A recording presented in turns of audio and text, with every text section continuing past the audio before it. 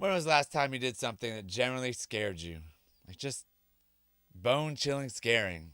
Name something, or not something dangerous, something uncomfortable. Something where you might fail. Something where somebody might tell you no. Something where you weren't sure you were good enough. Because I've started to believe something. Most people aren't unhappy because their life is terrible. They're unhappy because their life has become too comfortable. Comfort feels good today and sends you the bill later. Welcome back to the Marcus Allgood Show. I appreciate everybody listening, watching, and sharing the show. If you get any value out of this, please share it with somebody that could use it. Today's episode is Comfort is Costing You More Than You Think. We were taught that comfort was the goal. Think about what we're told success looks like. Make enough money so you don't have to worry. Get a nice house, white picket fence, get the nice car, get a secure job, make life easier, eliminate stress, and there's nothing inherently wrong with any of that.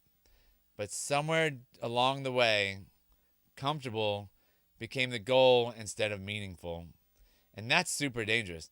I know I don't live a comfortable life. Mine is a wreck sometimes, and that's okay. Because the things that make life meaningful aren't comfortable. Building something isn't comfortable. And being an entrepreneur is definitely not comfortable. Getting healthy isn't comfortable. Having a difficult conversation isn't comfortable. Admitting you were wrong isn't comfortable. Starting over isn't comfortable. Growth almost always asks you to temporarily give up comfort. And that's okay. Giving up comfort is how you grow. This is how you should be doing life, not sitting in the comfort zone. We talked last week about being in the rat race and not even remember driving to work or driving home because you're just in that monotonous cycle of the Groundhog Day every day. That's comfort. That is definitely not being uncomfortable being in that situation. If comfort becomes your highest priority, growth becomes the enemy.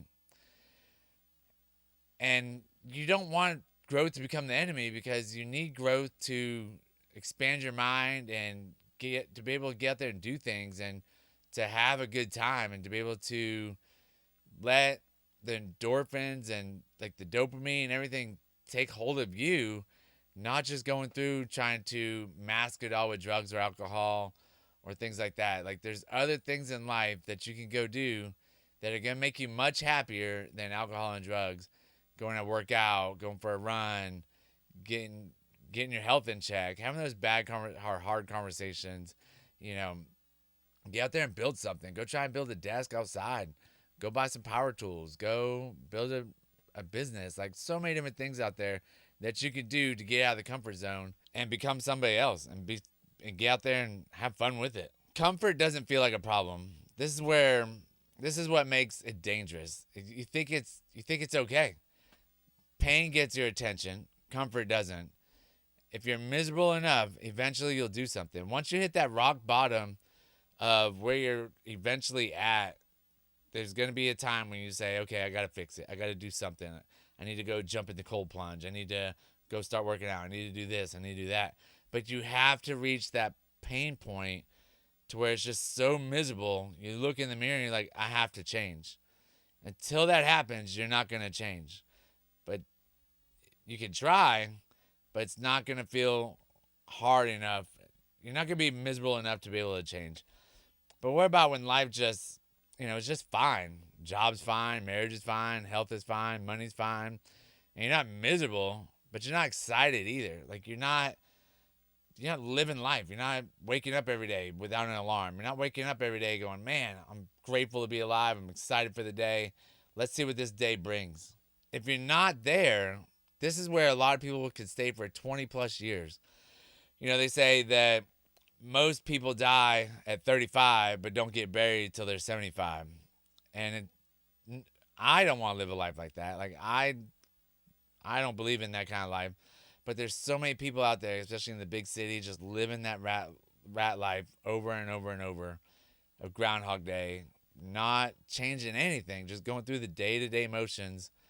And it's scary to think about, especially if they have kids, just doing the same thing.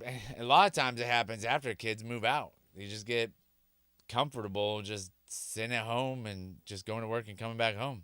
A terrible life will make you change. A comfortable life can convince you not to. And being as miserable in a miserable state is going to force you to change. And I believe that change is always going to happen. Like, one thing that's constant in the world is change. You're either going to be part of it or you're not. You're either going to be happy or you're not. You might not be happy while you change, but afterwards you'll probably be a lot happier. So your comfort zone quietly gets smaller. Here's an angle that I really like.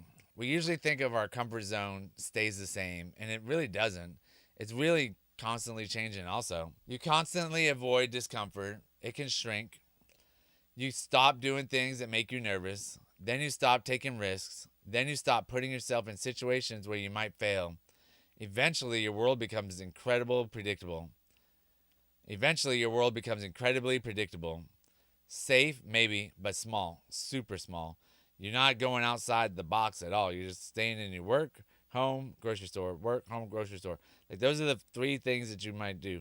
You might go out with a friend or something, but you're not doing very much else. Every time you run from discomfort, you teach yourself that discomfort is something you can't handle, and it's just getting beat down into you over and over and over. And if you think about having kids, and when you think about, like, let's say kids with electronics or video games or something like that, they are not scared to break it. As an adult, you've broken so many things. You've been told not to do this, not to do that, not to do this, that when you get a new iPad, you don't want to go explore everything because you might break it. And really, you can't ever break the iPad. You just reset it back to factory, and it's going to be just fine. But a kid will go through there and figure everything out because he's not scared to break it, because he's getting uncomfortable. He's not in that comfort zone where he's like, oh, this screen is the only one I want. I don't want to change anything. They'll go in there and change all the settings. They don't care.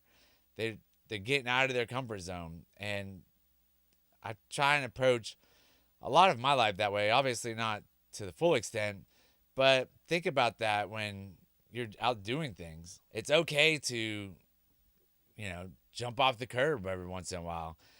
Take that trip back down.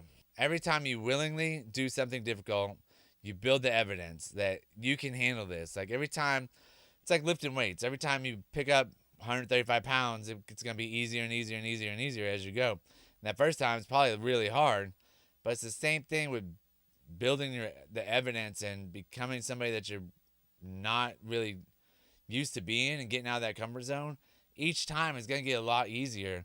Like, if it was 2013, it'd be a whole different conversation. I'd be like, oh man, I'm scared to do this podcast. I don't think anybody's going to watch. I'd have so many different excuses, and I would never take the leap to go for it. But now I'm like, let's just take the leap and go for it. See what happens.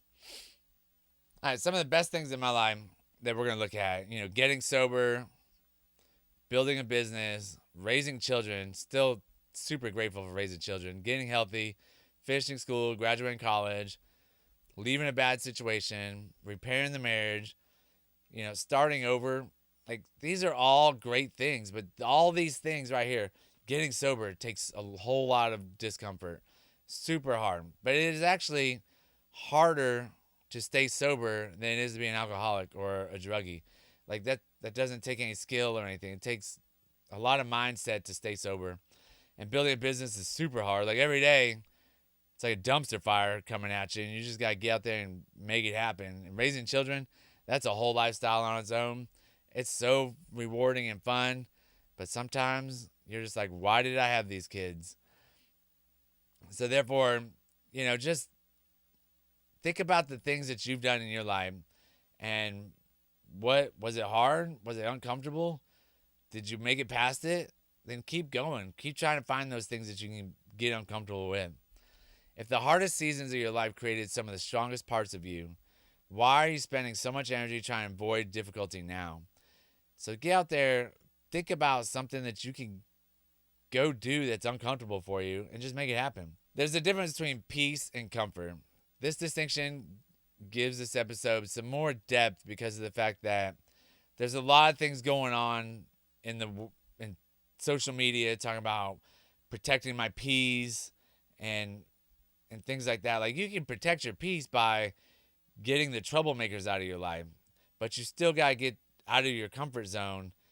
But it doesn't have to be with the people that cause the trouble in your life.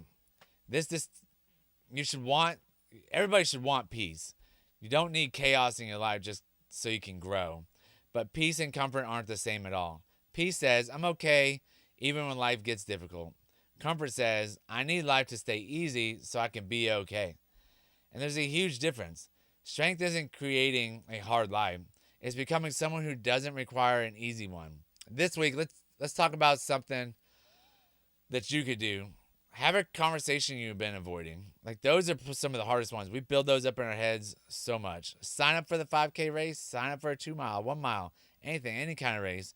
Apply for the position that you've been wanting to. Walk into the gym. Sign up. Go to CrossFit and take a 1-day class. All sorts of different things. Ask for the sale. Say no. Wake up earlier. Go somewhere alone. Try something you're bad at. You don't need to completely change your life. You need to prove that discomfort doesn't control you. And if you own a business, like, go out there, figure out what your standards are, and hold your employees accountable to your standards. And if they're not up to your standards, then get rid of them. We can always find new people that are going to work for us. Is it hard? Yes, but that's part of the uncomfortable part. But the best thing about a business is if they all come to your standards and you have the highest standards, kind of like a Chick-fil-A, most likely people are going to want to do business with you. In closing, I don't know what comfort looks like in your life. Maybe it's a job you've outgrown. Maybe it's a relationship you stopped working on. Maybe it's a body you stopped caring about. Maybe it's a dream you keep talking about but refuse to pursue. I'm not telling you to make life unnecessarily difficult. I'm asking you something much more important. Has your need to be comfortable become more important than the person you could become? Because comfort isn't free. You pay for it with your life, with the person that you could become. If you got up into heaven and said, I did everything I could with my life, and God tells you, no, you didn't. You could have become this. Would you go back down there and try to become that person? I know I probably would. If I got a do-over and I wasn't up to my full potential, I would definitely go do that. You pay for it sometimes with opportunities, sometimes with experiences, sometimes with potential, and sometimes with years and years. Comfort feels good today and sends you the bill later. I appreciate everybody watching and listening. Thank you and have a great day. That's the pod.